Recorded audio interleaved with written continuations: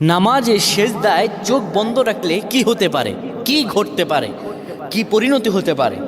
আমরা অনেকেই নামাজের সেজদায় চোখ বন্ধ রাখি। এটি আসলে আমাদের জন্য ভালো না ক্ষতি, এটি আমাদের জানতে হবে। নবী সাল্লাল্লাহু আলাইহি ওয়াসাল্লাম 532 নম্বর হাদিস সহিহ আল বুখারীতে বলেন, শোনো, তোমাদের মধ্যে কেউ যেন সেজদায় তার বাহুদয় যেন কুকুরের মতো না বিছিয়ে দেয়। অর্থাৎ এইভাবে অনেকে আমরা আছি, এইভাবে সেজদা দেই না। আমরা সেজদায় এই যে বাহুদয় আমরা জমিনের মধ্যে লাগিয়ে দেই। রাসূলুল্লাহ স্পষ্টত নিষেধ করেছেন এইভাবে যেন কেউ সেজদা না দেয়। এইভাবে যদি সেজদা দেয় আল্লাহর দরবার তার নামাজ কবুল হবে না।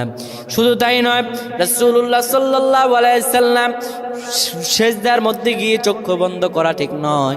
যারা চক্ষু বন্ধ করবে হয়তো মনের ভিতরে কোনো ফাহশা থাকলে সেটা দেখা যেতে পারে, কিংবা চক্ষু যদি বন্ধ করে রাখে তার এখানে কি আছে, সেজদার মধ্যে গিয়ে কি দেখতে পায় না দেখতে পায়।